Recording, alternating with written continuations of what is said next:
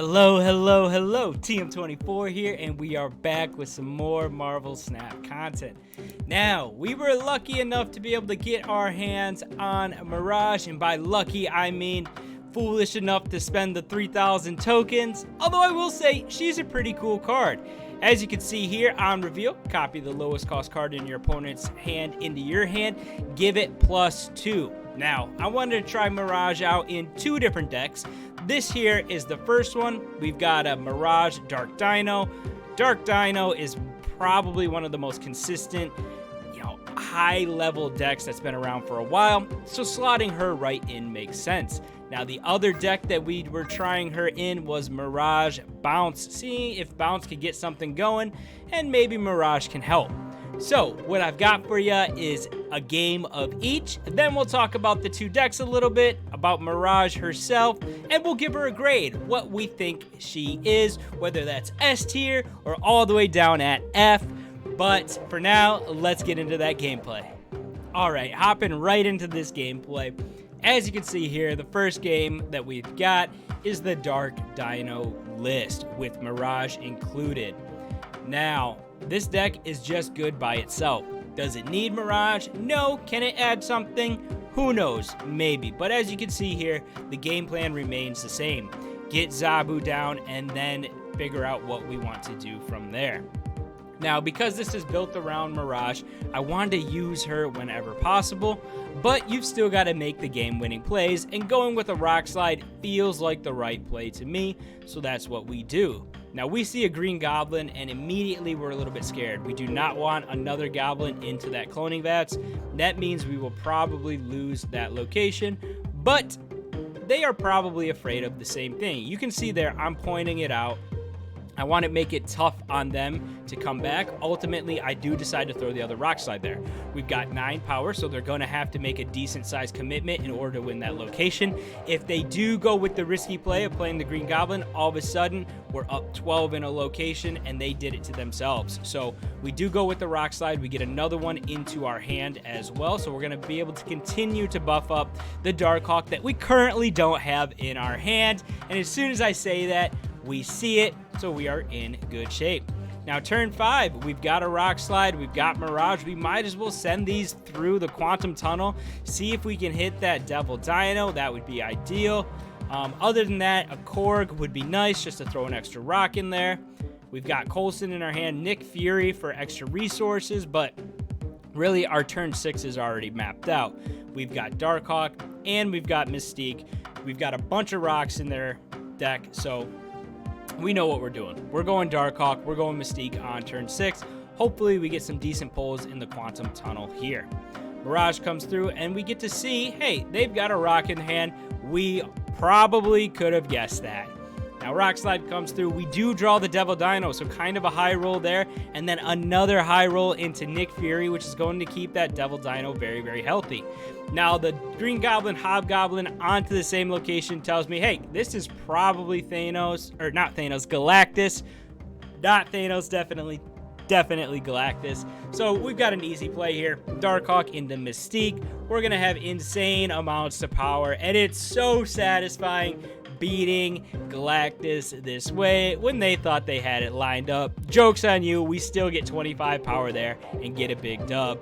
Now Mirage didn't play a huge role, but going through that Quantum Tunnel, she definitely helped out, so we'll take it. Here is the bounce list that we're running. As you can see, we're using Hawkeye. Hawkeye recently got buffed, so we figured we'd give Hawkeye a shot here. Now, you can see we were considering going Goose there, but ultimately we decided to go with Mirage just to see what we could draw. And we draw a Swarm, which immediately gets pulled. A 2-5 honestly doesn't feel all that bad. Now, I know that lane is starting to look a little bit full, but we already had Falcon in our hand ready to go, so we don't feel too bad about that. We're able to get Kitty down and pull Hawkeye and Kitty back to our hand. Additionally, I think Hawkeye can definitely make some moves in this type of list. being able to bounce it back to your hand, even just once, you're at a 1-4, and we're going to be able to get that proc on it again. So all of a sudden, that's a 1-7. That feels really, really good. So I think Hawkeye's definitely got some potential in these bounce lists. But this is all about Mirage, enough about Hawkeye. So you can see here, we're still planning our play. We do have that swarm. We're going to get Bishop down, and then we go with Goose onto the Wong lane, and that's ideally to prevent something like a something like maybe a White Tiger or maybe a Dr. Doom from throwing Doom bots. That there is to help us kind of limit the potential power that they can put out. We've got Beast ready to go, so we're going to get Beast down. We're going to bring some of these cards back to our hand. But it's not going to be Angela, Bishop, and Hawkeye. It's going to be Mirage, Swarm, and Kitty Pryde. So Kitty Pryde comes down. We're buffing up Bishop, and then we're sending these all back to our hands. And all of a sudden, we've got a 0-5, a 1-5, a 1-2. Gambit is going to come through. A little bit scary. It does take out, a couple of our cards here, but ultimately not that big of a deal. Yes, it's going to be really tough for us to compete on Hellfire Club now, especially because two of our bigger cards, well, at least one of our bigger cards is a 1-drop. So we're going to have to focus on Limbo and Hulla, but we still have the power to do that. We've got Swarm, we've got Kitty Pryde, Mirage is even a nice little 2, so we're dropping 12 into Limbo, getting Mystique down, and we're going to get the buffs onto Bishop. So Mirage, again, pulling some cards. We pull an Apocalypse this time, so it's good to know that it's still in their hand. But they drop a MODOK, and I believe this is a Swarm into this middle Limbo lane. Not enough. We end up getting the dub. Let's go. All right, so you've seen some gameplay. Now let's talk about these decks, and then we'll give Mirage a grade. So first up, we talked about it a little bit in the intro, but Dark Dino, obviously using Darkhawk, Devil Dino, and all these super strong pieces in here. It's just a really, really good deck.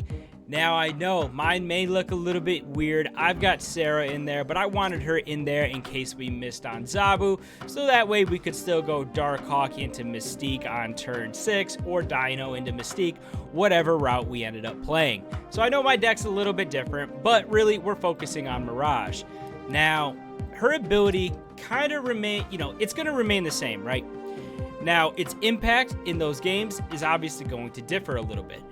In this Dark Dino list, we're adding cards to our hand, so that's good for our Devil Dino. It's giving us additional resources. The cost is going to be cheaper thanks to Quinjet. So Mirage feels like a natural fit in this list.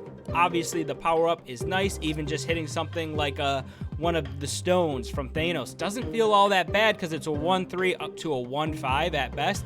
And if it's the 1-3, chances are you're drawing a card. So the buff feels really, really nice. But does it make this deck all that much better? Overall, the deck is just good. So her impact probably doesn't make a whole lot of difference whether this deck is going to succeed or not. Now, in the bounce list we've got here, it's kind of the same story. She is not going to be the star. She's going to be more of a supporting piece over anything. Yes, the buff is nice. Yes, getting an extra resource is nice. But really, is it all that useful? It's all right. It's random because obviously it's just the lowest cost card in your opponent's hand. You don't know. Maybe they've got a hand full of 6-drops.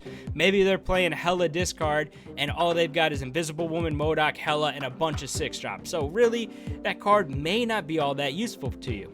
Or maybe they've got a bunch of bounce cards and you're picking something like a Hood, a Boss, one of the cards we have here. It's going to feel a little bit better than, at least it's cheap with a buff, so that feels pretty good. But kind of the same situation. Overall, Mirage doesn't feel like an impact card. She feels like a solid card. She's giving you resources that are powered up, but overall, I don't think she's going to make or break a deck. And for that reason, I'd say she's probably high C, low B tier for me. But I'd love to know what you guys think. Put a rating in the comments below, and let's see what you guys think about her. Is my rating too high, too low, kind of spot on? Honestly, maybe we need to see more from her, but out of these two decks, she feels like a solid piece, but not not a necessary piece, not a game changer. If you've hung around till now, I do appreciate you taking the time to watch the video. If you haven't subscribed or liked, now would be a good time to do so, as it really does help me out. But until the next one, have some fun.